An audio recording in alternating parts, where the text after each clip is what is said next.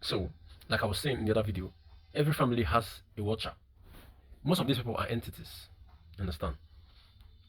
They just came into the family to keep the rule that has been made by your ancestors. When I say ancestors, I'm not talking of your great grandparents. No. There are people that have been here way before your great grandparents came. Those are the real ancestors. Your great grandparents have already been deceived. They don't even know what they are doing. Most of the juju they have are just rubbish. They are mostly outcasts, demons that have been cast out of their abode. They are not as powerful as you think. So let's go back to the story. Now, there have been contracts that have been made by the lineage, by the dynasty, for power, for wealth, and for protection. Now, most of those people then they were practicing high magic, high occult magic. Not these things people are doing nowadays. In fact, most of the things that have been taught are things I've not seen in any grimoire. I've read a lot of grimoires, I've studied a lot of grimoires because I practice the occult science, but I've not seen them.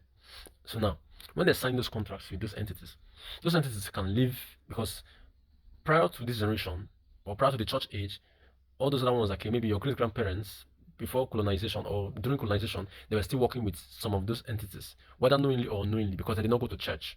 In fact, the only time those entities will have problem with you is when you start to go to church. Because why? The church is a strange belief, is a strange system.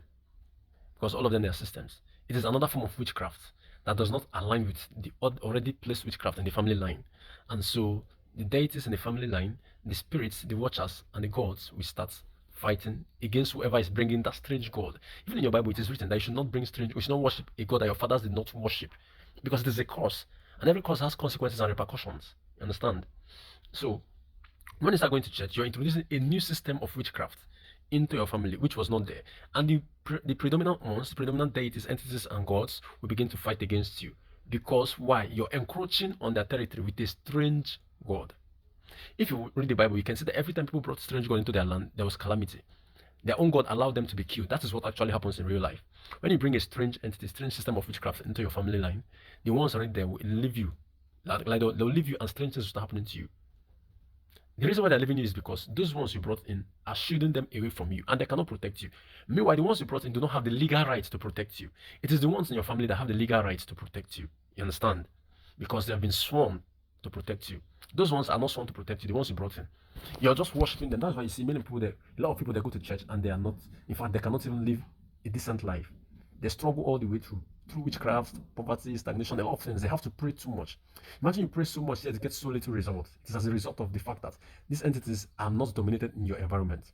For every region, there is a deity or a god that oversees that region. I'll talk about this one later. But for now, let me stop here. It's getting too long. I am Lord Sobek, and this is a story discourse. See you in the next video.